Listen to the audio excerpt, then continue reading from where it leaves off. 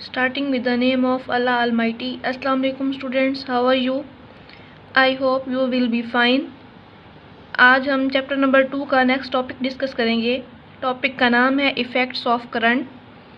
Previous lecture में आपने current को डिस्कस किया था, उसी बिहाफ पर आज हम करंट के इफ़ेक्ट्स की बात करेंगे। There are 3 effects of current. पहला है हीटिंग इफ़ेक्ट, दूसरा है मैग्नेटिक इफ़ेक्ट और तीसरा है केमिकल इफ़ेक्ट। तो हम सबसे पहले डिस्कस करेंगे हीटिंग इफ़ेक्ट को कि हीटिंग इफ़ेक्ट क्या है। यू नो दैट जब भी किसी चीज़ में से करंट फ्लो करता है, किसी सब्सटेंस में से, किसी वायर में से, किसी कंडक्टर में से करंट फ्लो करता है तो वो गर्म हो जाता है। तो हीटिंग इफ़ेक्ट किस वजह से होता है इसको भी हम डिस्कस करेंगे। तो हीटिंग इफ़ेक्ट की यहाँ डेफिनेशन लिखी हुई है, conversion of electrical energy into the heat energy. यही बात बताइए कि जब किसी कंडक्टर में से इलेक्ट्रिकल एनर्जी पास होगी तो वो इलेक्ट्रिकल एनर्जी कन्वर्ट हो जाएगी हीट एनर्जी में, बिकॉज वो कंडक्टर क्या हो गया, वो गर्म हो गया, हीट अप हो गया। हाउ हीट इज़ प्रोड्यूस, ये हीट प्रोड्यूस कैसे होती है, हीटिंग इफेक्ट किस वजह से होता है, इसको डिस्कस करते हैं। एक कंडक्टर आपने सपोज किया, अब हुआ क्या, जब कंडक्टर होगा उसके पास फ्री इलेक्ट्रॉन होंगे। फ्री इलेक्ट्रॉन उस वक्त तक रैंडमली मूव करेंगे जब कंडक्टर के साथ बैटरी कनेक्ट नहीं होगी। Due to thermal energy electron randomly freely move करेंगे जब बैटरी कनेक्ट नहीं होगी कंडक्टर के साथ। अच्छा, फिर क्या होगा, जब कंडक्टर को आप किसी बैटरी से अटैच करेंगे तो क्या होगा, बैटरी क्या करेगी, बैटरी इलेक्ट्रॉन्स को एनर्जी देगी। ये इलेक्ट्रॉन्स एनर्जी लेकर एक स्पेसिफिक डायरेक्शन में मूव करते रहेंगे। ठीक है, क्या बताया, पहले बैटरी कनेक्ट नहीं थी, इलेक्ट्रॉन फ्रीली रैंडमली मूव कर रहे थे। जैसे ही बैटरी आपने कनेक्ट की, बैटरी ने इलेक्ट्रॉन्स को एनर्जी दी, इलेक्ट्रॉन्स इस एनर्जी को गेन करके एक स्पेसिफिक डायरेक्शन में इलेक्ट्रॉन ने मूव करना शुरू कर दिया। जब यही इलेक्ट्रॉन मूव करेंगे तो इनके रास्ते में हर्डल्स आएंगी, रुकावटें आएंगी। क्या मतलब, कौन सी हर्डल्स आएंगी, कौन सी रुकावटें आएंगी, इनके रास्ते में पॉजिटिव आयंस आ जाएंगे। जैसे ही इलेक्ट्रॉन पॉजिटिव आयंस के साथ कोलाइड करेंगे तो इलेक्ट्रॉन अपनी सारी एनर्जी पॉजिटिव आयंस को ट्रांसफ़र कर देंगे। ठीक है, क्या बताया, इलेक्ट्रॉन्स मूव कर रहे हैं एनर्जी लेकर, वो एनर्जी किसने दी, बैटरी ने दी। जैसे ही इलेक्ट्रॉन मूव कर रहे हैं तो उसके रास्ते में क्या आ रही हैं, हर्डल्स आ रही हैं, रुकावटें आ रही हैं। ठीक है, अब क्या हुआ, इलेक्ट्रॉन्स जैसे ही पॉजिटिव आयंस के साथ कोलाइड कर रहे हैं तो अपनी एनर्जी पॉजिटिव आयंस को ट्रांसफ़र कर रहे हैं। इसके नतीजे में क्या हो रहा है, जो पॉजिटिव आयंस की वाइब्रेशन है वो इंक्रीज़ हो रही हैं। यही energy in the form of heat energy होगी। तो जो ओवरऑल कंडक्टर होगा वो क्या हो जाएगा, हीट अप हो जाएगा, गर्म हो जाएगा। ठीक है, यहाँ तक बात क्लियर हुई। अब बुक में इसका फार्मूला लिखा हुआ है H=I²RT। ये फार्मूला ड्राइव कैसे हुआ, 10th की फिजिक्स में आपको जाउल्स लॉ याद होगा। तो ये जो इक्वेशन है H=I²RT, ये जाउल लॉ है, उसी से ही रिलेटेड है। ठीक है, तो ये देखें ज़रा, W=QV, इस इक्वेशन से आप अच्छी तरह से फेमिलियर है। यहाँ आपको Q की वैल्यू चाहिए और V की वैल्यू चाहिए। तो I=Q/T, यानी कि करंट जो है वो है rate of flow of charges. तो यहाँ से इक्वेशन बनी Q=IT और V किसके बराबर है, according to Ohm law V बराबर है IR। तो यहाँ से आपने यही वैल्यू इक्वेशन नंबर 1 में पुट की, ये आपने Q की जगह जो है वो पुट किया IT और V की जगह आपने पुट किया IR।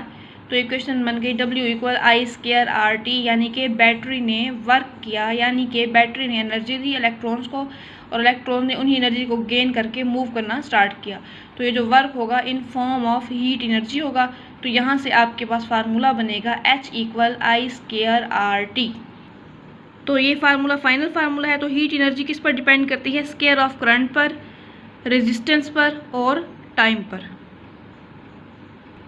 इसकी एप्लीकेशंस क्या हैं, ये इलेक्ट्रिकल हीटर में इस्तेमाल होता है, यही इफेक्ट केटल्स में इस्तेमाल होता है, इलेक्ट्रिकल आयरन में भी यही हीटिंग इफेक्ट इस्तेमाल होता है। ठीक है, तो ये थ्योरी एक दफ़ा रीड कर देते हैं। क्या लिखा हुआ है, जहाँ पर लिखा हुआ है हाउ हीट इज़ प्रोड्यूस, कहता है current flow through conductor due to motion of free electrons they collide with the atom of metal, so they lose their kinetic energy and transfer it to atom of metal. In this way atoms start vibrating with the greater amplitude which produce heat in a wire. मैंने भी तो आपको यही बताया, जब electron के साथ battery को कनेक्ट करेंगे तो बैटरी इलेक्ट्रॉन को एनर्जी देगी, इलेक्ट्रॉन वही एनर्जी गेन करके मूव करना स्टार्ट कर देंगे और इनके रास्ते में हर्डल्स आएंगी, रुकावटें आएंगी। रुकावटें कौन होगा? वो पॉजिटिव आयंस होंगे। जब इलेक्ट्रॉन उनके साथ कोलिजन शो करेंगे तो अपनी सारी की सारी एनर्जी उन्हीं पॉजिटिव आयंस को देंगे। पॉजिटिव आयंस जब वो एनर्जी गेन करेंगे तो उनका जो वाइब्रेशन होगा वो ज़्यादा हो जाएगा, बहुत ज़्यादा एम्पलीट्यूड के साथ वो वाइब्रेट करना शुरू कर देंगे। इससे जो आपका कंडक्टर होगा, जो आपकी वायर होगी, वो ओवरऑल क्या हो जाएगी? हीट अप हो जाएगी। ये था हीटिंग इफेक्ट। नेक्स्ट हम डिस्कस कर रहे हैं मैग्नेटिक इफेक्ट। मैग्नेटिक इफेक्ट क्या है, इसका थोड़ा सा कंसेप्ट ले लेते हैं। ओरस्टेड एंड एम्पियर, ये नाम आपने 10th की फिजिक्स में इलेक्ट्रोमैग्नेटिक वाले चैप्टर में पढ़े थे। ओरस्टेड और एम्पियर ने क्या किया, इन्होंने एक कंडक्टर लिया और उसी कंडक्टर को बैटरी के साथ कनेक्ट कर दिया। अब क्या हुआ, वही बात, बैटरी एनर्जी देगी ना, तो जैसे ही बैटरी के साथ कनेक्ट किया तो क्या हुआ, कंडक्टर में से करंट पास करना स्टार्ट हो जाएगा। कंडक्टर में से करंट पास होगा तो क्या होगा, मैग्नेटिक फील्ड प्रोड्यूस हो जाएगा कंडक्टर के अराउंड। क्या बताया? ओरस्टेड और एम्पियर ने, हांस ओरस्टेड और एम्पियर ने एक कंडक्टर को बैटरी के साथ कनेक्ट किया। जैसे ही कंडक्टर बैटरी के साथ कनेक्ट हुआ तो उसमें से करंट पास होगा और मैग्नेटिक फील्ड प्रोड्यूस हो जाएगा। अब ये देखना है कि वाकई ही मैग्नेटिक फील्ड प्रोड्यूस हुआ भी है या नहीं। मैग्नेटिक फील्ड की मौजूदगी का पता लगाने के लिए आपने कंपस यूज़ की। कंपस जैसे ही कंडक्टर के करीब आई तो उसकी नीडल ने मूव करना स्टार्ट कर दिया। नीडल की मूवमेंट इस बात की निशानदेही करती है कि यहाँ पर लाजमी तौर पर मैग्नेटिक फील्ड मौजूद है। तो इससे ये बात क्लियर हुई कि जब भी करंट पास होगा मैग्नेटिक फील्ड लाजमी तौर पर क्रिएट होगा। कंडक्टर के करीब जो है मैग्नेटिक फील्ड स्ट्रॉन्ग होगा और कंडक्टर जब हम दूर जाएंगे मैग्नेटिक फील्ड क्या होगा, वीक होगा। तो यहाँ पर भी ये बताया है कि 1819 में हांस ओरस्टेड ने ये डिस्कवर किया कि current has magnetic field. Definition में भी ये लिखा हुआ है, when current pass through wire magnetic field produce around it. मैंने भी आपको ये बताया। उसके बाद है डिपेंड अमाउंट ऑफ करंट पर डिपेंड, मैग्नेटिक फील्ड डिपेंड करता है अमाउंट ऑफ करंट पर, यानी कि जितना ज़्यादा करंट होगा उतना ज़्यादा मैग्नेटिक फील्ड होगा, यानी कि उतनी ज़्यादा मैग्नेटिक फील्ड स्ट्रेंथ होगी। फिर डिस्टेंस फ्रॉम वायर, मैंने आपको अभी बताया कि कंडक्टर अगर कंडक्टर के अराउंड जो है, कंडक्टर के करीब जो है वो फील्ड स्ट्रॉन्ग होगा, यानी कि अगर हम डिस्टेंस बढ़ा देते हैं तो डिस्टेंस बढ़ाने से मैग्नेटिक फील्ड कम हो जाएगा। अगर हम डिस्टेंस कम कर देते हैं तो मैग्नेटिक फील्ड क्या हो जाएगा, ज़्यादा हो जाएगा। तो इसलिए लिखा हुआ है be inversely proportional to 1/r। और ये शेप ऑफ कंडक्टर पर भी डिपेंड करता है कि अगर स्ट्रेट वायर कंडक्टर होगा तो कैसा मैग्नेटिक फील्ड का क्या बिहेवियर होगा, अगर सर्कुलर फॉर्म में होगा तो क्या बिहेवियर होगा, यानी कि सोलिनाइड में से मैग्नेटिक फील्ड का क्या कंसेप्ट होगा। सोलिनाइड सिलेंड्रिकल वाउंडिंग शक्ल में होती है, यानी कि वायर जो है जब उसको हम वाउंड करते हैं किसी मखसूस शेप में, या फिर आप अगर स्ट्रेट वायर कंडक्टर यूज़ करते हो तो उसमें इसका क्या बिहेवियर होगा। आपकी बुक में ये 2 डायग्राम दी हुई हैं, ऊपर वाला जो है वो स्ट्रेट वायर कंडक्टर है, नीचे जो है सोलिनाइड है। तो इस शेप पर भी डिपेंड करता है मैग्नेटिक फील्ड कि सोलिनाइड में से गुजरने वाला मैग्नेटिक फील्ड कैसा होगा और स्ट्रेट वायर में से गुजरने वाला कैसा होगा। इसको इंशाल्लाह हमारा जो एक नेक्स्ट चैप्टर है इलेक्ट्रोमैग्नेटिज्म वाला, उसमें हम इसको ब्रीफली एक्सप्लेन करेंगे, ठीक है। मैग्नेटिक इफेक्ट की अगर हम एप्लीकेशन की बात करें तो मैग्नेटिक इफेक्ट जो है डिटेक्शन ऑफ करंट करता है, करंट की मौजूदगी का पता चलाता है, मेजरमेंट ऑफ करंट के लिए इस्तेमाल होता है और उन डिवाइसेस में इस्तेमाल होता है जैसा कि जो मोटर हो गई, जनरेटर हो गया, गैल्वानोमीटर हो गया। अच्छा, आपकी बुक में ना गैल्वानोमीटर का कोई ख़ास कंसेप्ट नहीं दिया हुआ, सिर्फ एक लाइन में थोड़ा सा इसका ना हिंट दिया हुआ है। ये जो लाइन मैंने अंडरलाइन की हुई है कि magnetic effect is utilize in the detection and measurement of current. आप अच्छी तरह से जानते हैं कि करंट को डिटेक्ट और मेजर कौन करता है। करंट को डिटेक्ट करता है गैल्वानोमीटर और करंट को मेजर करता है एमीटर। तो वही बात हुई ना, जब आपने एक कंडक्टर लिया, कंडक्टर को बैटरी के साथ अटैच किया और फिर साथ गैल्वानोमीटर लगा दिया। अगर तो करंट पास होगा तो गैल्वानोमीटर की जो नीडल है वो मूव करेगी, और अगर करंट पास नहीं होगा तो गैल्वानोमीटर की नीडल मूव नहीं करेगी। तो इसलिए उसने कहा कि जो ये मैग्नेटिक इफेक्ट है ये गैल्वानोमीटर में भी इस्तेमाल हो सकता है, ठीक है। एक और बात आपने याद रखनी है कि मैग्नेटिक इफेक्ट जस्ट वहाँ पर अप्लाई होगा जहाँ करंट पास हो और वो डिवाइसेस मूव करें। क्या बताया, मैग्नेटिक इफ़ेक्ट जस्ट वहाँ अप्लाई होगा जिन सब्सटेंसेस में से, जिन डिवाइसेस में से आप करंट पास करें और वो मूव करना स्टार्ट कर दें, वहाँ मैग्नेटिक इफ़ेक्ट लाजमी तौर पर प्रोड्यूस होगा। नेक्स्ट जो इफ़ेक्ट है, इस इफ़ेक्ट का नाम है केमिकल इफ़ेक्ट। इसमें कहते हैं जब भी किसी केमिकल में से इलेक्ट्रिक करंट को पास करते हैं, यानी कि जब किसी भी इलेक्ट्रोलाइट में से इलेक्ट्रिक करंट को पास करते हैं तो उस केमिकल में, उस सोल्यूशन में चेंजेस आना स्टार्ट हो जाती हैं। केमिकल में जो चेंज आती है वो कितने फैक्टर्स हैं, किस फैक्टर्स की वजह से वो चेंज आती है? तो देयर आर 2 फैक्टर। जो पहला फैक्टर है वो है नेचर ऑफ इलेक्ट्रोलाइट, दूसरा है अमाउंट ऑफ करंट। यानी कि अगर आप एग्जांपल लें कि जब हम नमक को पानी में हल करेंगे, ऐड करेंगे, तो क्या होगा, वो सोल्यूशन बन जाएगा। तो इसलिए उसने कहा कि ये जो चेंजेस हैं ये नेचर ऑफ इलेक्ट्रोलाइट पर डिपेंड करती हैं या अमाउंट ऑफ करंट पर डिपेंड करती हैं कि कितनी मिकदार में जो करंट है वो इसमें से पास हुआ है। इस इफ़ेक्ट में आप डिस्कस करेंगे जिन फीचर्स को, उनमें पहला फैक्टर है इलेक्ट्रोलाइसिस को डिस्कस करेंगे, इलेक्ट्रोलाइट को डिस्कस करेंगे, इलेक्ट्रोड को डिस्कस करेंगे, anode, cathode, voltameter and electroplating. अच्छा, इसमें कहता है कि इलेक्ट्रोलाइसिस क्या है, chemical decomposition of electrolyte when current pass through it. Electro का मतलब इलेक्ट्रिसिटी, लाइसिस का मतलब टू ब्रेक, यानी कि केमिकल डिकम्पोज होगा जब उसमें से इलेक्ट्रिक करंट पास होगा। क्या बताया, ये जो वर्ड इलेक्ट्रोलाइसिस है ये 2 वर्ड का कम्बिनेशन है, पहला है इलेक्ट्रो, दूसरा है लाइसिस। इलेक्ट्रो का मतलब इलेक्ट्रिसिटी, लाइसिस का मतलब टू ब्रेक। जब भी इसमें से इलेक्ट्रिक करंट पास होगा तो इसमें डिकम्पोजिशन स्टार्ट हो जाएगी, इसको हम बोलते हैं इलेक्ट्रोलाइसिस। इलेक्ट्रोलाइसिस की एग्जांपल में आप कहते हो CuSO4 का सोल्यूशन है। CuSO4 जो है सॉलिड है। जब इस सॉलिड में हम वाटर को ऐड करेंगे तो हमें एक सोल्यूशन मिलेगा, उस सोल्यूशन को हम कहेंगे CuSO4 का सोल्यूशन। अब डिस्कस करते हैं कि जब केमिकल में से करंट पास होगा तो डिकम्पोजिशन कैसे होगी। इसको एक्सप्लेन करते हैं एक डायग्राम से। ये आपको एक डायग्राम नज़र आ रही है। आपने एक बीकर लिया, उस बीकर में वाटर लिया, देन वाटर में आपने CuSO4 जो सॉलिड फॉर्म में था उसको ऐड कर दिया। तो क्या हुआ, यहाँ एक सोल्यूशन बन गया। ये जो सोल्यूशन है ये इलेक्ट्रोलाइट का सोल्यूशन कहलाएगा। इलेक्ट्रोलाइट से करंट को पास करवाना है। करंट पास करने के लिए आपको 2 रॉड चाहिए, 2 रॉड।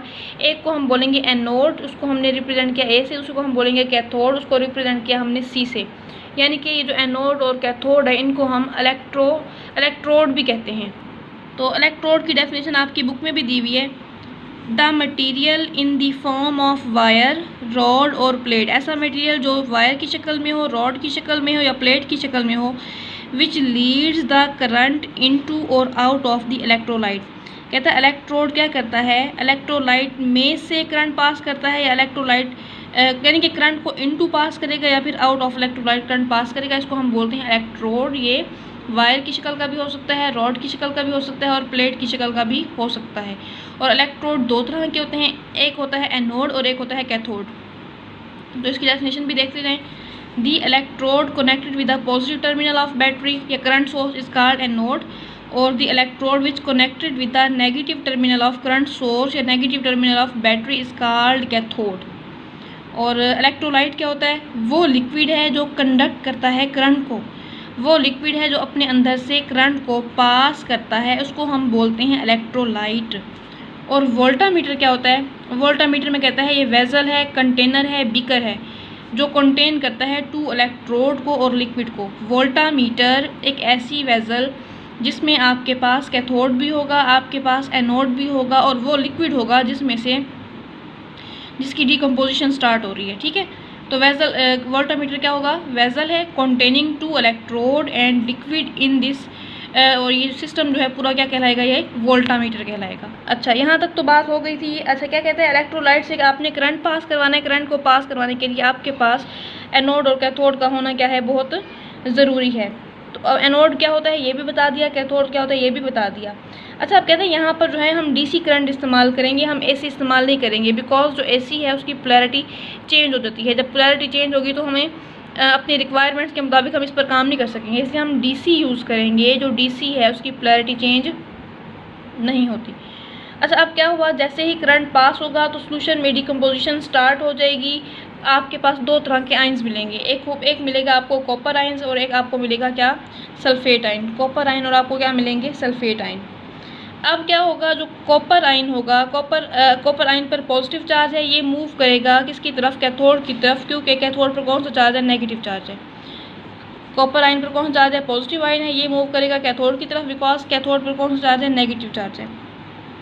अच्छा, होगा क्या, जो कॉपर आयन है कैथोड पर जाएगा और ख़ुद को न्यूट्रलाइज करना चाहेगा तो 2 इलेक्ट्रॉन गेन करेगा। इसी तरह जो सल्फेट आयन होगा ये मूव करेगा एनोड की तरफ, बिकॉज सल्फेट आयन पर नेगेटिव चार्ज है और एनोड पर पॉजिटिव चार्ज है। सल्फेट आयन भी क्या करेगा, खुद को न्यूट्रलाइज करना चाहेगा, तो सल्फेट आयन 2 इलेक्ट्रॉन को लूज़ करेगा। कॉपर आयन ने क्या किया, इलेक्ट्रॉन को गेन किया, सल्फेट आयन ने क्या किया, इलेक्ट्रॉन को लूज़ किया। कॉपर ने गेनिंग के ज़रिए खुद को न्यूट्रलाइज किया और सल्फेट ने लूज़ करके खुद को क्या कर दिया, न्यूट्रलाइज कर दिया। यहाँ तक बात क्लियर हुई। तो इस तरह आपके पास इक्वेशन बन जाएगी, कैथोड पर कॉपर आयन ने 2 इलेक्ट्रॉन गेन किए और कॉपर बन गया, खुद को न्यूट्रलाइज किया। इस तरह जब सल्फेट आयन है, इसने 2 इलेक्ट्रॉन क्या किए, लूज़ किए, और यहाँ से आपको इक्वेशन मिली sulphate ion plus copper ion is equal, मतलब के प्रोडक्ट में आपके पास क्या मिला, CuSO4। उसके बाद अगर हम इसकी एप्लीकेशन की बात करें तो इलेक्ट्रोप्लेटिंग में इस्तेमाल होता है ये इलेक्ट्रोलाइसिस का जो प्रोसेस है। इलेक्ट्रोप्लेटिंग क्या होता है, deposit a thin layer of expensive metal over a cheap metal, किसी सस्ती धात पर किसी महंगी धात की लेयर चढ़ाना। यानी कि जैसे हम कहते हैं ना कि जो आपने सुना होगा अक्सर कि सोने का पानी चढ़ा दिया इस जेवर पर, तो आपने आर्टिफिशियल ज्वेलरी का नाम भी सुना होगा। तो ये कह रहे हैं कि जब हम किसी एक्सपेंसिव मेटल की लेयर चढ़ा देते हैं किसी चीप मेटल पर, इसको हम कहते हैं इलेक्ट्रोप्लेटिंग। और electroplating work on the principle of electrolysis. इसी तरह ये जो इलेक्ट्रोलाइसिस है ये प्रिंसिपल प्योरली मेटल में भी इस्तेमाल होता है। यानी कि मेटल को प्योर करने में क्या मतलब, जब हम ज़मीन से कोई मेटल निकालते हैं तो उस मेटल पर बहुत सारी इम्प्योरिटीज़ होती हैं, उनको प्योर फॉर्म में कन्वर्ट करने के लिए इलेक्ट्रोलाइसिस के प्रोसेस से गुजारना पड़ता है। तो उसको हम कहते हैं प्योरली, मेटल को प्योर करने के लिए भी हम इलेक्ट्रोलाइसिस के प्रिंसिपल का सहारा लेते हैं। ठीक है, ये था केमिकल इफ़ेक्ट। केमिकल इफेक्ट में आपने इलेक्ट्रोलाइसिस को पढ़ा, आपने इलेक्ट्रोलाइट को पढ़ा, इलेक्ट्रोड को पढ़ा, एनोड, कैथोड, वोल्टामीटर, ये वोल्ट मीटर नहीं है ये वोल्टामीटर है, और इलेक्ट्रोप्लेटिंग को पढ़ा आपने। ठीक है, तो ये आई थिंक आपको समझ आ गया होगा। इसकी वर्किंग को भी आपने पढ़ा, बुक से भी लाजमी रीड आउट करेंगे। तो ये थी आज की डिस्कशन, आई होप कि आपको समझ आ गई होगी। ठीक है, नेक्स्ट लेक्चर तक अपना ख्याल रखिएगा। अल्लाह हाफिज़।